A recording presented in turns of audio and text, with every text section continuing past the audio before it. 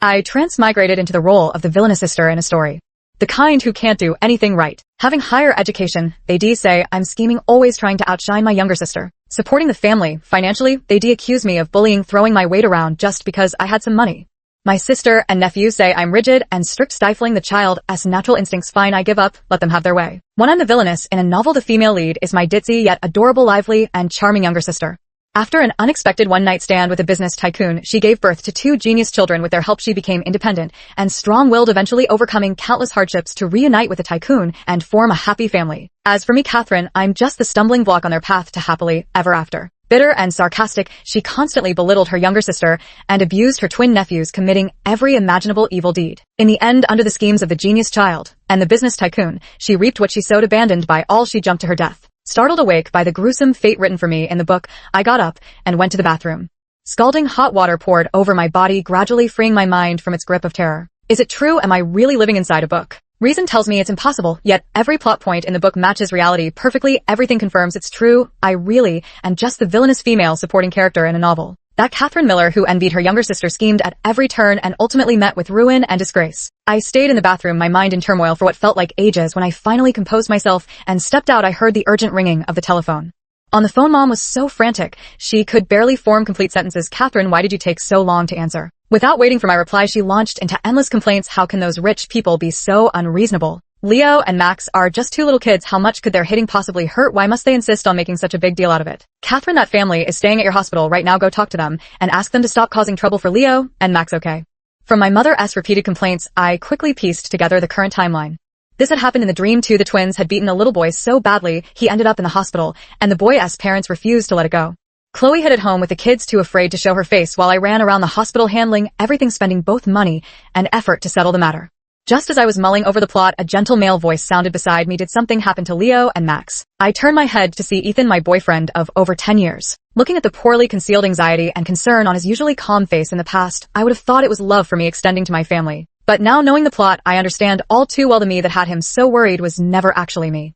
That's right, the man I was planning to marry was actually in love with my younger sister. In the book, Ethan, as my boyfriend, was instantly captivated by Chloe's lively and natural charm from the very first glance, showing her extraordinary care and attention. But constrained by his role, he could only bury his overflowing affection deep in his heart, silently caring for and protecting her as a future brother-in-law. Later, when Chloe unexpectedly became pregnant with twins, he even secretly confessed to her behind my back, saying he was willing to take care of her and the children in the future. After being rejected by Chloe, he continued dating me as if nothing had happened. Now the thought that Ethan only stayed with me to remain close to Chloe makes me sick to my stomach. Ethan, didn't he notice my unusual behavior? Seeing that I remained silent, he immediately took the phone from my hand and started talking to Mom. After hanging up, Ethan quickly instructed me, Catherine, you go to the hospital first to sound out that family's intentions and see what conditions they have. I'll go to your place now to find Chloe. She must be terrified. I'll go check on her. Without waiting for my response, he dashed out of the house like a whirlwind. This was exactly how things were handled in the book. I dealt with the aftermath at the hospital, apologizing to people, spending my meager savings, and owing numerous favors. As for Chloe, she was at home, frightened out of her wits, hugging the 2 children and crying her heart out, while Ethan, heartbroken, comforted her softly. To prevent the children from being traumatized, he even took the mother and children to a theme park. When I dragged my exhausted body home and merely scolded the 2 children a little, I was immediately met with accusations from the whole family. Chloe reacted the most strongly. She pulled the 2 children into her arms, coddling them like precious treasures for a long while before looking at me with disapproval in her eyes. Sister, these 2 are my children. If they've done anything wrong, I'll discipline them as their mother. Please show some respect to the 3 of us. Don't think just because you paid you can boss us around. Leo and Max are such good, well-behaved boys. Do you know how much you're hurting their feelings like this? Tears began welling up in her eyes. I know sister spent a lot of money this time. It's my fault for being useless, not only making my 2 children suffer with me, but also dragging down Mom, Dad, and my sister. With an arm around each child, she looked like an innocent girl persecuted by dark forces. I'll pay back every cent my sister spent this time. I was so angry. I laughed. You'll pay it back. You don't even have a job. How are you going to repay it?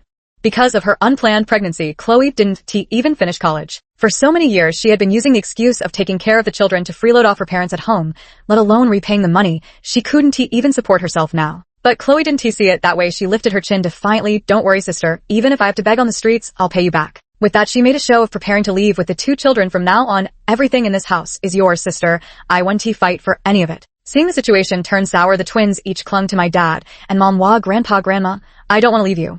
Mom listened with a heart full of sorrow and scolded me. Just look at you. I only asked you to handle a small matter, and you've turned the whole household upside down. Dad also glared at me angrily. This family, isn't yours to rule over. Ethan looked at me with disappointment. Catherine, is money really that important? Why can't you be a little more forgiving toward a child? Why must you be so aggressive? And so in the book I ended up contributing both money and effort only to be left as the villain in everyone's eyes. Now I won't be foolish enough to play the fool anymore. Let someone else take on that thankless role. I went about my usual duties at the hospital, even playing the sympathetic doctor to that family, stoking their resentment to its peak while conveniently inflating the compensation amount several times over. After my shift, I ambled home leisurely and shook my head helplessly at their eager faces. It's no use, that family won't budge, no matter what they're determined to take this to court. Chloe immediately grew worried. How could it not work? Did you not put in enough effort? Seeing me look at her with a half smile, Chloe wore an awkward expression. That's not what I meant. My mother hurried over to smooth things over, but froze in place at my words. Mom, that child's leg is broken. The words my mother had been about to say stuck in her throat as she stared at Chloe in disbelief. Didn't you say it was just children roughhousing? Chloe was also flustered, frantically defending herself in a panic. It's impossible. This is slander. It must be slander. She turned to Ethan for help. Ethan, I don't believe it. Please help me find out more. This must be that family trying to extort money. Ethan immediately made several calls. After verifying the situation, he looked at Chloe with difficulty. What Catherine said is true. Chloe was utterly devastated, staggering backward as if struck. I held her steady, preventing her from pretending to faint. Chloe, you were the first adult to arrive at the scene. Why didn't you take that child to the hospital? Even if you were afraid the child's parents would make a fuss, you could at least called 911. Do you realize that because of your inaction, what started as a childish squabble has now turned into a major problem? Faced with everyone's strange looks, Chloe hurriedly explained, I called Mom. She said she'd handle it. My mother immediately protested. You never mentioned the child was injured. How was I supposed to know it was this serious? Chloe was about to say more, but Leo stopped her. Leo's eyes rolled mischievously as he chuckled. Mom, it's fine. Andy's just trying to scare you. Don't forget, both my brother and I are minors. Minors don't bear any legal responsibility. His tone held no trace of fear, only a chilling indifference and excitement toward trampling the law. Chloe's eyes lit up. I shattered his naive illusion. It's true you're both minors, but don't you still have guardians?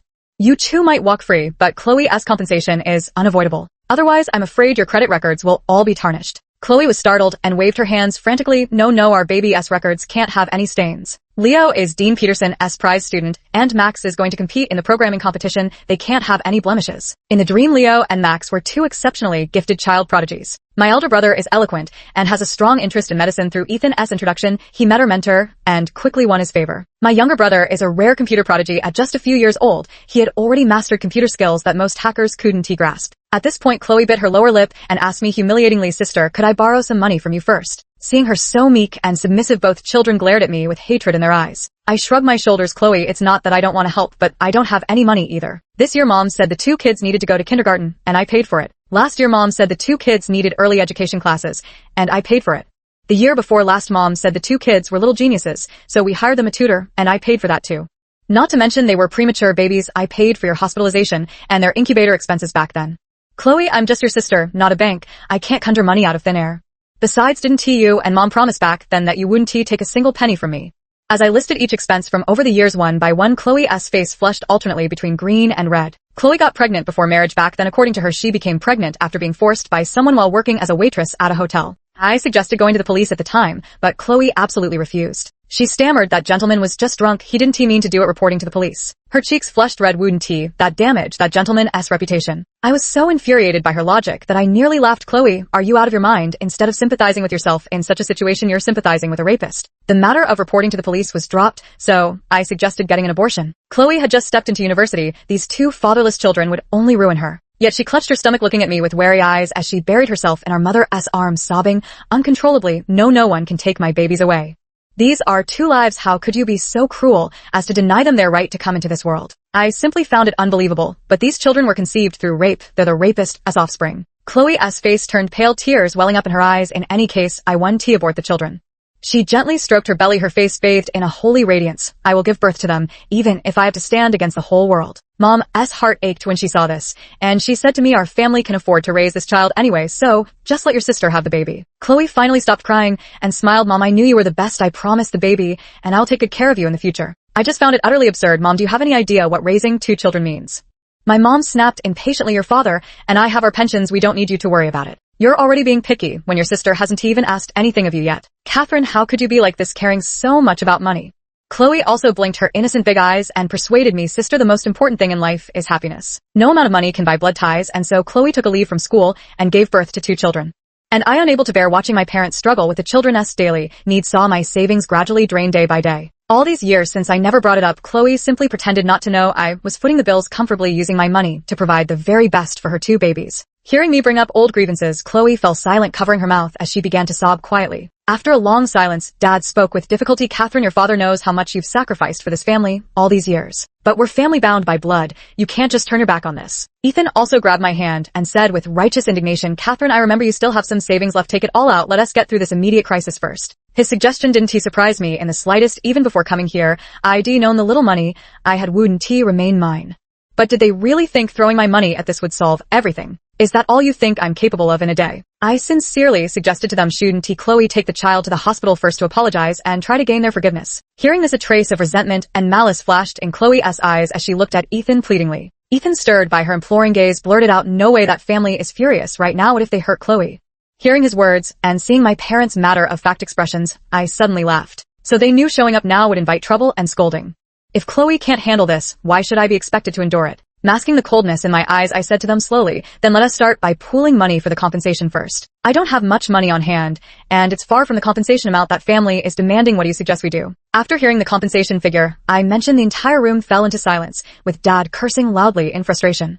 Panting heavily, he ordered Chloe go to the hospital immediately and apologize, try to negotiate the compensation amount down.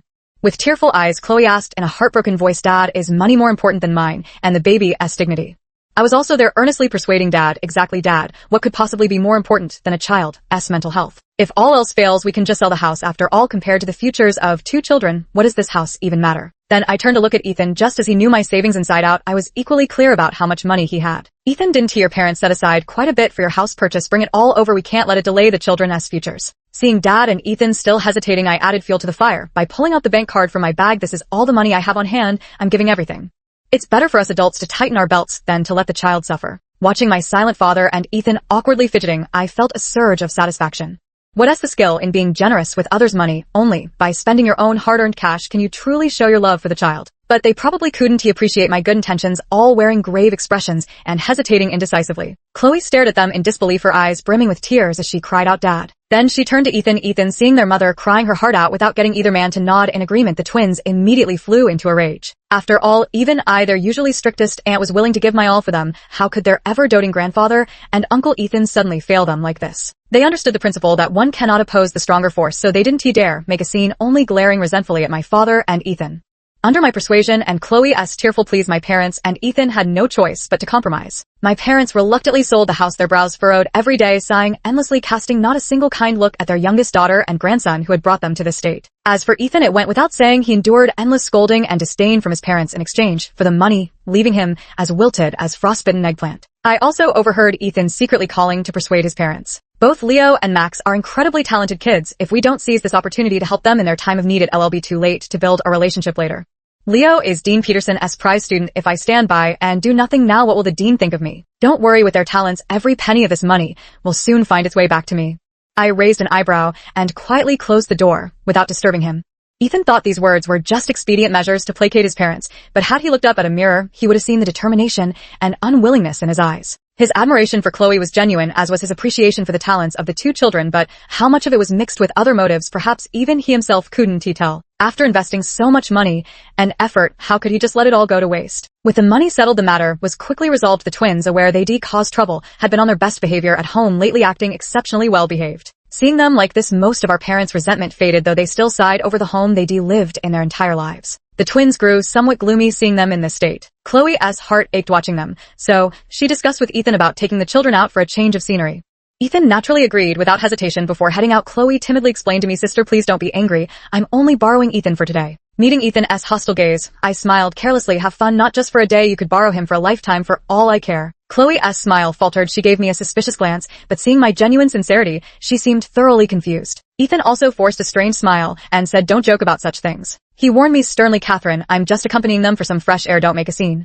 I felt utterly wronged. Was there anyone more sincere than me right now? How could he call this making a scene? I couldn't be bothered with them, and just waved my hand dismissively. That evening I was washing dishes after dinner, when Mom came over. Holding a rag in her hand, she absent-mindedly chatted with me for a long while before finally hesitating and saying to me, how are things between you and Ethan, Catherine? I pondered her meaning internally, while keeping my expression neutral. Everything is fine, why do you ask? Mother hesitated for a long moment before finally steeling herself to voice her thoughts. Catherine, you can't force feelings. If you and Ethan have been together this long without getting married, there must be something wrong. You're still young. Rather than wasting time on someone you don't love, it's better to make a clean break and just break up. Even though I knew Mom played favorites, her words still caught me off guard. I numbly set down my bowl. Then, who do you think would be a better match for Ethan? Mom gave an awkward laugh. How would I know? I'm just making conversation with you. I blinked, my sore eyes struggling to hold back tears. Other mothers nag their daughters about marriage during casual chats. They should see how progressive my mom is. Mom instantly flushed with anger and threw down the dish rag in her hand. Fine. If you don't want to their us, no need to be so sarcastic about it. You've always been like this, so peculiar. It's irritating. Just then Chloe's bell like laughter rang out from outside. Mom's expression softened immediately after shooting me a glare. She warned, don't say anything inappropriate in front of the child. With that, she hurried off to greet her beloved younger daughter. Through the glass window, I watched the tender smile on my mother's face and Ethan's gentle doting gaze, feeling a tightness in my chest. It had always been this way since childhood. Whatever I had would eventually end up in Chloe's hands. First it was our parents' love, then new clothes and school bags, and now it's my boyfriend. She didn't even need to do anything. Just standing there timidly was enough to make me lose completely. Looking back now, it was only because I cared that she could act this way. Mom ushered everyone inside, her smile impossible to hide. She glanced at me and deliberately shouted at the top of her voice, "Old Miller, come out here. You'd never guess what Leo and Max did." Oh my, always knew those two were blessed. They ran into a benefactor the moment they stepped out. Mother's excitement was palpable, but I didn't understand had something good happened. Ethan came over to explain. We met Dean Peterson on the way. You know how much the dean likes Leo, thinks he is clever and quick-witted. Knowing that Leo and Max are being bullied by classmates and feeling unhappy, the dean invited them to his home as guests. You're aware the dean's children and grandchildren are all abroad. The old couple is quite lonely now. Being bullied by classmates, how dare they spread such lies with a straight face. Moreover, although the dean's child is far abroad, how could he possibly feel lonely with his offspring? Just a few research projects alone are enough to keep him busy. Perhaps the mockery on my face was too obvious, as Ethan guiltily averted his gaze, not daring to meet my eyes. Chloe suddenly spoke up. "Is sister isn't happy? I want to let them go." Ethan grew anxious. "How can you not go? Do you know what a rare opportunity this is?" But Chloe hesitated before speaking. "If this would make my sister unhappy, I'd rather not take this opportunity." My father, who had been listening on the side, grew impatient and glared at me, always wearing that sour face. "Can't stand to see your younger sister have even a little bit of happiness." He made the final decision: let Leo and Max go. First, to keep Director Peterson company, and second, to let them relax a bit. The children have suffered quite a bit these days. Ethan also frowned, his face dark, as he said to me, "Catherine, don't be childish. This is no time for nonsense." Looking at these people talking to themselves, I couldn't help but find it amusing from start to finish. Had I even said anything? Weren't they the ones feeling guilty, carrying on with their self-directed monologues all along? Did they really think that by labeling me as malicious and narrow-minded they could whitewash the twins' previous terrible behavior?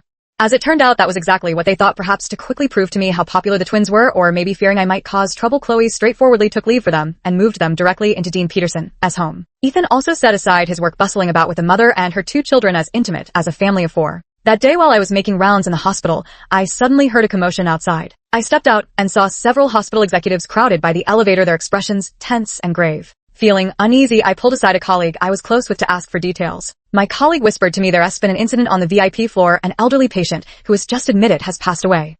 I was puzzled. Isn't death in a hospital quite normal? Even if it's a VIP patient, why such a big commotion?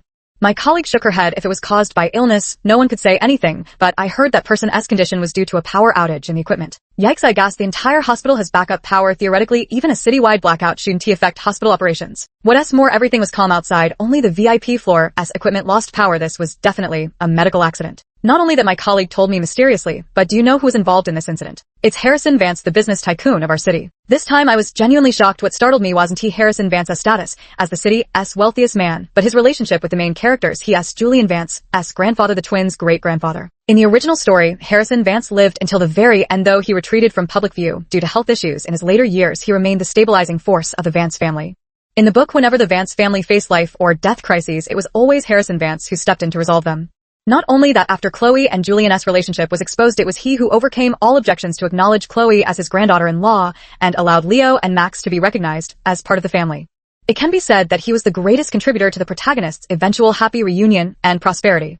Now this behind-the-scenes powerhouse was just dead. Just as I was utterly perplexed, the truth was quickly uncovered. It wasn't an accident. Harrison Vance died by murder. On the day Harrison Vance was hospitalized, someone hacked into the hospital's power system control room and cut off the electricity to his ward. Although the hospital quickly restored power, those dozen minutes of blackout were enough to be fatal for an elderly man relying on life support. With their patriarch dying under such suspicious circumstances, the Vance family would never let it rest. They immediately ordered a full investigation to get to the bottom of things. Hearing this, I had a sudden thought and grabbed my colleague's arm. Was Mr. Vance staying in room 766? After receiving the affirmative answer, I gasped sharply. I think I know who the murderer is. Room 766 was the room where the child bullied by the twins used to stay. Unaware that the child had already been discharged, they deliberately cut off the power to that room as revenge. Thinking of the Vane's family as overwhelming palpable fury, I sighed inwardly. The twins were done for, Chloe was done for, and Julian was done for too. His son caused the death of his grandfather. If the other members of the Vance family found out about this, he'd be lucky to escape with his life. Forget about becoming the head of the Vance family. Whether he could even keep the Vance surname would be questionable. In the face of absolute power, all schemes and tricks are nothing but paper tigers. The Vance family reported it to the police, who quickly uncovered the whole truth of the matter. When I was summoned to the dean's office, the first thing I saw was Ethan's ashen face. He was trembling like a sieve, unable to even speak. Dean Peterson at least maintained a semblance of composure as he explained to the Vance family, "Mr. Vance, could there be some misunderstanding here? Leo and Max are just two little boys. How could they possibly be capable of such things?" Mr. Vance remained silent, his entire being nearly overflowing with gloom. His uncle, the second Mr. Vance, sneered coldly by his side. "We dare not underestimate such a child." At that moment, knocking sounded at the door again. Following everyone's gaze, Chloe was brought in by the police, accompanied by the twins. Unaware of the grave trouble they caused, the twins were seething with resentment at being treated this way. Leo even whined to Dean Peterson, "Grandpa Dean, they're all so mean and don't respect you at all. Can you fire them later, please?" Dean Peterson wiped the sweat from his forehead and forced a smile. Chloe paid no attention to these subtle exchanges. From the moment she entered the room, her gaze had been fixed longingly on Julian behind Mr. Vance. After a long pause, she finally smiled helplessly and bitterly. "Are you here to take the child away? I raised them until they were 6 years old, and you think you can just take them away with nothing but a sperm donation? Julian, don't you think you're being a bit too heartless?" The people in the room exchanged glances, slowly forming question marks above their heads. Uncle Van's eyes gleamed with intensity as he leaned forward eagerly and pressed, "What did you say? These two children are Julian's." The news came so suddenly that it momentarily stunned the entire Van family. Mr. Vance snapped back in sudden fury. "Nonsense." He grabbed Chloe by the collar, his eyes blazing with menace. "Who sent you here? First you harmed my father, now my son. What's your scheme?" Chloe was utterly bewildered by his accusations. When she finally grasped his meaning, panic set in, and she rushed to defend herself. I don't understand what you mean. No one sent me. If you don't want to acknowledge these two children, you can say so directly. There's no need to smear my name." She gazed sorrowfully at Julian, tears rolling down like glistening pearls. "I only wanted to live peacefully with my two children. I never intended to disrupt your life. You don't have to treat me like some monstrous threat and slander me with such vicious methods." Julian, who had been frowning tightly since she entered, seemed to be scalded by her tears. He reached out as if to catch those tears. "Are you the girl from that night?" Both confused and shocked, he asked, "Are you saying these two children are mine?" Recognizing that Julian had identified her, Chloe stopped her tears and said coldly, "No, the children aren't yours. This is the two precious lives I've exchanged with my own. They have nothing to do with you." She wiped her tears haphazardly with her sleeve, then stubbornly and proudly walked up to Ethan with both children in her arms. "Ethan, you once said you'd be happy to be their father." If I just nodded, does that offer still stand? Ethan didn't he dare look at me, much less answer the question, standing there completely frozen. Chloe's face was icy cold. "Are you scared now that you see the vast wealth of the Vance family? You're backing down." Julian was about to speak when Mr. Vance kicked him to the ground. "Shut your mouth." Mr. Vance could control his own son, but not his brother. The second uncle of the Vance family stopped Mr. Vance, smiling insincerely. "Big brother, this isn't something the two of us can handle alone. We should call the whole family here." After saying that, she immediately made a call to summon people. Watching this farce unfold from the side, I couldn't help but feel sorry for Mr. Vance as he fumed with dizziness, while Julian was busy exchanging sweet nothings with Chloe. Did they throw away the baby and raise the placenta instead? Even from just a few words, I could tell Mr. Fan's uncle was trouble, openly competing with Mr. Fan's behind the scenes. Julian, on the other hand, not only failed to help his father, but eagerly handed leverage to their opponent. Was he trying to make his father's position as heir too secure? However, with Harrison Vance just deceased and his body not yet cold, the two brothers have already begun their covert and overt struggles. It seems the Vance family might be coming to an end. Forget about growing stronger as depicted in the book. Maintaining the status quo is already a challenge. While the adults in the room harbor their own schemes, the twins remain oblivious to all these intricate undercurrents. Leo blinked his innocent big eyes and asked Chloe, "Mom, is this uncle my dad? Just moments ago, I was sighing over the wealthy family's internal strife and brotherly conflicts, but now I immediately pricked up my ears. Was I about to witness another melodramatic love story after the corporate drama?" Sure enough, Chloe parted her red lips and shyly recounted a tale of past love. It turned out that Chloe and Julian were university classmates, but back then Julian was the privileged golden boy from a wealthy family, while Chloe was just an unknown Cinderella. The Cinderella silently adored her prince, never daring to reveal her extravagant hopes. To get closer to the man she loved, Cinderella took a job as a waitress at the prince's family hotel just to catch a glimpse of him. She had thought her connection with the prince would only be an unrequited love that faded without a trace, but unexpectedly heaven took pity and brought the prince right to her side. That day she accidentally wandered into the presidential suite where the prince lived year-round, and he mistook her for one of those disreputable women. Despite her desperate resistance, the two ended up in an unspeakable relationship. Cinderella was torn between joy and fear. She had originally intended to keep that night's passionate encounter as a secret buried deep in her heart, never imagining that a single night of passion would leave her with child. Cinderella had wanted to confront the prince and clarify matters, but she was viciously humiliated by the prince's noble girlfriend instead. Her heart turned to ashes, and she resolved to leave the prince who had wounded her heart and body. She would bear the child alone and lick her wounds in solitude. By the end of her story, Chloe was sobbing uncontrollably while holding her child, and the twins were wailing pitifully, eventually even started punching and kicking Julian. "You villain, how dare you bully mommy?" Julian silently endured the anger of the two children, pulling all three of them into his embrace. "It's my fault, I'm a scoundrel, I bullied your mommy. Sweethearts, give me one more chance, let us protect mommy together, okay? Your mommy is a kind-hearted little fool, let us be her knights and protect her together, alright?" Listening to this made my teeth ache. The love between a stalker and a rapist is truly one of a kind. The Vance family quickly gathered, and after hearing the full story, Mrs. Vance was furious. She stepped forward and slapped Chloe across the face. "Tell me who put you up to framing my son." Chloe's cheek quickly swelled red. She covered her face and said, "Annie, please don't insult my integrity." Mrs. Vance spat a thick glob of saliva onto Chloe's face. "Your integrity is dragging these two brats to extort my son." Though they hadn't lived in luxury, the twins had always been pampered and cherished. They had never endured such humiliation. A fierce glint flashed in Leo's eyes as he lunged forward, knocking Mrs. Vance to the ground and gripping her throat, shaking her violently. Seeing Mrs. Vance being choked until her eyes rolled back, Julian quickly stepped forward to pull them apart. Shielding the twins behind him, he then earnestly said to the gasping Mrs. Vance on the ground, "Mom, they are your own grandsons." Mrs. Vance's sister-in-law covered her mouth and giggled. "That's right, sister-in-law, these are your own grandsons after all." "Grandsons, my ass," Mr. Vance exploded. He helped his wife up and glared at Julian. "Julian, think carefully. Even knowing these two children caused your grandfather's death, do you still insist on claiming them?" Chloe, who had no idea what was happening, looked at Mr. Vance in confusion and unease. "Is there some misunderstanding? Leo and Max are both very well-behaved boys." When Mr. Vance ignored her, Chloe turned her gaze to Ethan in the distance. "Ethan, say something. You know these children. How could they possibly do such a thing?" Ethan, who was already struggling to protect himself, awkwardly averted his eyes. He had endured too many shocks that day. First, the twins, whom he had always regarded as promising, had committed a grave mistake, one that might even jeopardize his own future. And then the woman he had always regarded as pure and chaste turned out to be secretly in love with another man all along. Now all he could think about was how to extricate himself with no energy left to spare for Chloe's fragile little heart. In the end, it was me, her kind-hearted elder sister, who couldn't bear to watch any longer. I stepped forward and told her the whole truth. Chloe let out a horrified scream. "No, it can't be." She threw herself into Julian's arms. "It's impossible. Our babies are kind-hearted. How could they do such a thing?" Julian quickly comforted her. I know. He looked up pleadingly at the crowd. "The kids were just being mischievous and playing a prank on their classmates. It was pure accident that Grandpa got hurt. They're still so young. Can't you give them another chance? The dead are gone, but the living matter more, don't they? If Grandpa were still here, he wouldn't want his own bloodline harmed either. If your grandfather were still alive, the first thing he'd do is strangle you, you unfilial descendant." I cursed silently in my heart the moment Julian spoke, except for Chloe in his arms gazing at him with worshipful admiration. Everyone else wore peculiar expressions. Even the cunning Uncle Vance and the sharp-tongued Aunt Vance remained silent, only looking at Mr. and Mrs. Vance with sympathy.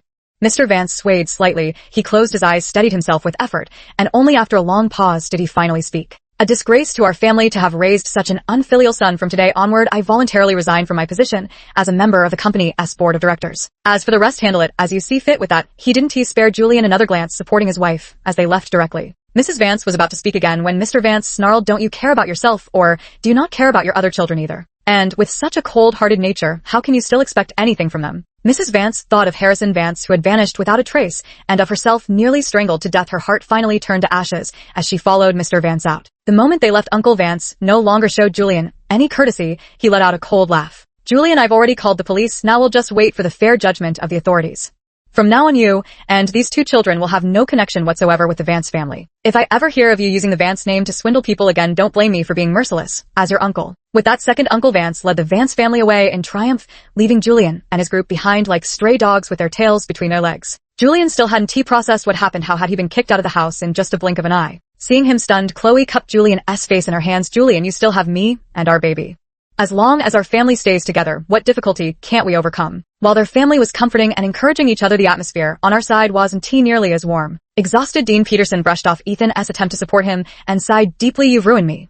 Ethan panicked. "Hasn't that matter already passed?" Dean Peterson looked at Ethan as if he were an idiot. He said, "The Vanth family matter has passed. Are we surnamed Vanth?" Lowering his voice at the end, he added, "Besides, with both patricide and fear of nurturing future threats, how could second Uncle Vanth possibly allow those two children to grow up?" Sure enough, Dean Peterson's words came true. Although the police had not yet publicly announced the verdict, due to the twins being minors, their actions had already spread outside. Under pressure from parents, the kindergarten where the twins attended decided to expel them. Chloe was unwilling to accept this. This kindergarten was the most prestigious one in the area. If they were expelled from here, she had no idea where else the twins could find such a school. She tried every means possible at the kindergarten, alternating between soft and hard tactics, even bringing Julian into the picture in the end, but nothing could change the kindergarten's decision. Misfortunes never come singly. Just as Chloe was leading the twins out of the school gate, they encountered a car accident. At the moment the car came speeding toward them, Chloe pushed the twins out of the way. She emerged unscathed, but the twins had their arms and legs crushed beneath the vehicle. A chill ran through me. Whether it was Leo's medical talent or Max's computer skills, both relied heavily on their hands. These children were likely ruined. After the children's arms were broken, Chloe wept daily, drowning in grief. She insisted the Vance family was behind it, yet had no proof. Day after day she cursed and raged at home. Julian had also had enough of this life. In his view, he had abandoned his wealth and status to experience the beauty of love and family, not for this endless mess of trivial conflicts. Unable to face two children with disabled hands or Chloe who wailed and cursed like a resentful woman every day, he left them one night. Chloe returned to her parents' home with the two children once more. This time, however, she would no longer receive her parents' unconditional support. Poor parents at their age lost their house and still have to support their good-for-nothing youngest daughter and two disabled grandchildren. They blame everyone but themselves, throwing tantrums and breaking things at home over the slightest disagreement. But what does that have to do with me? I'm just a poor soul who had to flee far from home because of my sister's mess. I signed up with an international medical aid team at the hospital and went straight to Africa as a Doctors Without Borders volunteer. Ethan, who clung to false hopes and failed to make a clean break in time, along with Dean Peterson, who had initially shielded the twins, ended up suffering terribly. The Vance family investigated them thoroughly. Not only did they lose their jobs, but their reputations were also tarnished, barring them from any medical-related work for the rest of their lives. Before leaving the country, seeing how the elderly and disabled in my family were struggling, I gave them a suggestion.